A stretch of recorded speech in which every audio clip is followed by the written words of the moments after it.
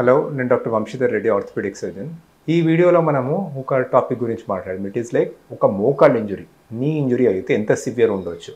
అది మైల్డేనా, next day నుంచి నడవచ్చా, same day నుంచి నడవచ్చా, లేదంటే దానికి ఏమైనా పట్టి కట్టి కొన్ని వారాలు నడవకుండా జరపకుండా ఉంచాలా, లేదంటే ఆపరేషన్ అవసరం పడుతుందా. సో ఇవన్నీ మనకి ఎంత సివియర్ అనేది బయట నుంచి చూసి చెప్పలేరు. అండ్ పేషెంట్స్కి ఆర్ ట్రైనింగ్ లేని వాళ్ళకి, తెలియని వాళ్ళకి కూడా ఎంత సివియర్ ఉంటుందని బయట నుంచి చూసి చెప్పడం చాలా కష్టం. సో ఒక వెరైటీస్ ఆఫ్ ఇంజురీస్ ఉంటాయి. సో మోకాల్ ఇంజురీ కామన్గా ఎట్లయితుంది అంటే దేర్ ఆర్ 2 or 3 మెకానిజమ్స్ అండి. ఒకటి అన్నిటికన్నా కామన్ ట్విస్ట్ అవ్వడం. అంటే మోకాల్కి డైరెక్ట్ ఏం తగలదు, మన పాదం మీద పడి కాల్ ట్విస్ట్ అవుతుంది. సపోజ్ బైక్ నుంచి దిగుతున్నా కానీ, స్పోర్ట్స్ ఆడుతున్నా కానీ అట్లాంటి. So one is a twisting injury. అదే రీజన్ ఇంపాక్ట్ ఇంజురీ, అంటే డైరెక్ట్ వచ్చి మోకాలు తాకడం, ఐదర్ మనకి ఏదైనా ఆబ్జెక్ట్ వచ్చి తాకడము, లేదంటే మోకాల్ మీద పడడం, అది ఒకటి ఇంపాక్ట్. వన్ మోర్ థింగ్ ఏంటంటే ఫాల్ ఫ్రమ్ హైట్ ఉండొచ్చు. మీరు హైట్ నుంచి పాదం మీద పడి ఆ ఇంపాక్ట్ ఇంజురీ మోకాల్ మీద పడవచ్చు. సో ఇవన్నీ కామన్గా అయ్యే మెకానిజమ్స్ ఆఫ్ ఇంజురీ. మనకి యాక్సిడెంట్స్ వల్ల, స్పోర్ట్స్ వల్ల ఎక్కడైనా కావచ్చు. సో ఫస్ట్ థింగ్ ఏంటి అంటే ఈ మెకానిజం ఆఫ్ ఇంజురీ తెలుసుకోవడం ఇంపార్టెంట్. ఎందుకంటే ఎటువంటి ఇంజురీలో అట్లాంటి డ్యామేజ్ కావడం పాసిబుల్. మనకి ఏజ్ ఆఫ్ పేషెంట్ బట్టి కూడా, అంటే ఓల్డ్ ఏజ్ పేషెంట్కి ఫ్రాక్చర్స్ అయ్యే ఛాన్స్ చాలా కామన్గా ఉంటుంది, ఆస్టియోపోరోసిస్ కాబట్టి. చైల్డ్ అనుకోండి, గ్రోత్ ప్లేట్ దగ్గర ఇంజురీస్ అయ్యే ఛాన్స్ ఇంకా కూడా కామన్గా ఉంటాయి. సో ఇవన్నీ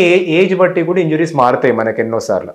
కామన్గా ఏమవుతుంది అంటే మన మోకాల్కి ఇంజురీ అయిందంటే ఒకటి చూడాల్సింది ఏంటంటే మనం వెయిట్ పెట్టి నడవగలుగుతున్నామా లేదా. ఒకవేళ నడవనికి రావట్లేదంటే దాన్ని ఫోర్స్ చేయకండి, ఆ కాల్ని కంప్లీట్లీ జరపకుండా ఉంచి హాస్పిటల్కి వెళ్ళిపోండి. సో మీ డాక్టర్ చెక్ చేసేది ఏంటి అంటే మోకాల్ షేప్ ప్రాపర్గా ఉందా, వంగిపోయిందా అనేది. ఎందుకంటే డిఫార్మ్డ్ ఉంది మోకాల్ అంటే ఐదర్ ఫ్రాక్చర్ కానీ, డిస్లొకేషన్ కానీ అయ్యే ఛాన్స్ చాలా ఎక్కువ. సో అదొకటి. నెక్స్ట్ థింగ్ ఏంటంటే మోకాళ్ళ వాపు వస్తుంది. మనకి లిగమెంట్ టేర్ అయినా, ఫ్రాక్చర్ అయినా లోపల బ్లీడ్ అవుతుంది. ఆ బ్లీడ్ అయ్యి మోకాలు వాస్తుంది. సో ఆ వాప్ అనేది కూడా మీ డాక్టర్ బయట నుంచి చూసి చెప్పగలుగుతారు మోకాలు లోపలనే ఉందా, జస్ట్ బయట స్కిన్ వాషిందా అని.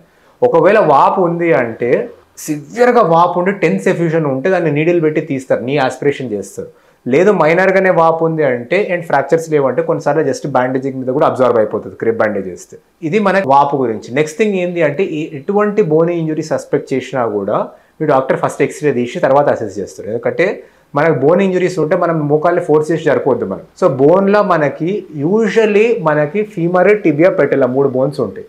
సో ఇంపాక్ట్ ద్వారా అయ్యేది కామన్గా పెటెలా ఫ్రాక్చర్ కావచ్చు, స్టెలాయిడ్ ఫ్రాక్చర్, కానీ ఫీమర్ టిబియా కూడా కావచ్చు. సో ఒకవేళ ఫీమర్ కానీ టిబియా కానీ ఫ్రాక్చర్ అయితే పేషెంట్ నడవలేరండి, ఎందుకంటే అది నార్మల్ వెయిట్ బేరింగ్ మోడ్. కానీ లిగమెంటస్ అవల్షన్స్ అయినా, కొన్నిసార్లు పట్ల అన్డిస్ప్లేస్ ఫ్రాక్చర్ అయినా పేషెంట్ నడవగలుగుతారు. సో ఇవన్నిటిని బట్టి కూడా మనకి ఎట్లాంటిది అయిందో ఒక గెస్ చేయగలుగుతాం. ఇది కాకుండా మనకి లిగమెంట్ ఇంజురీస్ ఉంటాయి. అంటే ఎక్స్రే నార్మల్ ఉన్నా కూడా మోకాల మీద వాపు ఉండి నడవడానికి రావట్లేదు అని. లిగమెంట్స్ అనేవి మనకి ఎందుకు చెప్పవచ్చు అంటే మనకి ఎక్స్రే లిగమెంట్స్ కనిపించాయి. సో లిగమెంట్స్ని మన డాక్టర్ క్లినికల్గా అసెస్ చేస్తారు. అంటే మోకాల్ని వేరే వేరే విధాలలో జరిపి చూసి అబ్నార్మల్గా ఏమైనా మూమెంట్ ఉందా లేదా ఆ టెస్టింగ్ చేసే ఛాన్స్ ఉంటుంది.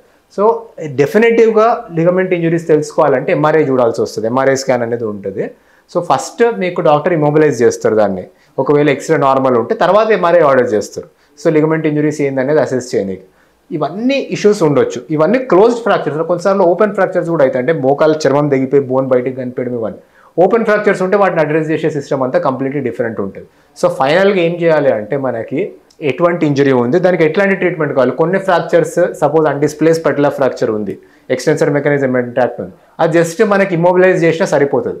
కానీ కొన్ని ఫ్రాక్చర్స్ ఉంటాయి మనకి ఎటువంటివి అంటే ఫీమర్, టిబియా, డిస్ప్లేస్ ఫ్రాక్చర్స్ ఉండడం, అటువంటి వాటికి సర్జరీ చేయాల్సి వస్తుంది. సో ఎగ్జాక్ట్లీ ఏందనేది మీకు మెకానిజం ఆఫ్ ఇంజురీ ద్వారా, మీకు ఎక్స్రేస్ ద్వారా, క్లినికల్ టెస్టింగ్ ద్వారా, ఎంఆర్ఐ ద్వారా మీ డాక్టర్ కనుక్కొని ఎటువంటి ఇంజురీకి అట్లాంటి ట్రీట్మెంట్ చేస్తారు. కొన్ని ట్రీట్మెంట్స్ ఇమీడియట్గా అవసరం పడతాయి, లైక్ ఫ్రాక్చర్స్ ఇట్లాంటివి యాజ్ ఎర్లీ యాజ్ పాసిబుల్ వాటిని ఫిక్స్ చేయడానికి ట్రై చేస్తారు. అంటే సమ్టైమ్స్ స్వెల్లింగ్ ఉంటే స్వెల్లింగ్ తగ్గే వరకు ఆగుతారు, otherwise as early as possible fix చేయడానికి ట్రై చేస్తారు. కానీ లిగమెంటస్ ఇంజురీస్ ఇటువంటివి అంటే కొన్నిసార్లు కొన్ని వీక్స్ ఇమ్మొబిలైజ్ చేసి, ఫిజియోథెరపీ చేసి, మూమెంట్ వాపస్ తెప్పించి దాని తర్వాత చేస్తారు. సో ఎగ్జాక్ట్లీ ఏం ఇంజురీ ఉంది, దానికి సర్జరీ అవసరమా లేదా దాన్ని బట్టి ఒక డిసిషన్ తీసుకుంటారండి.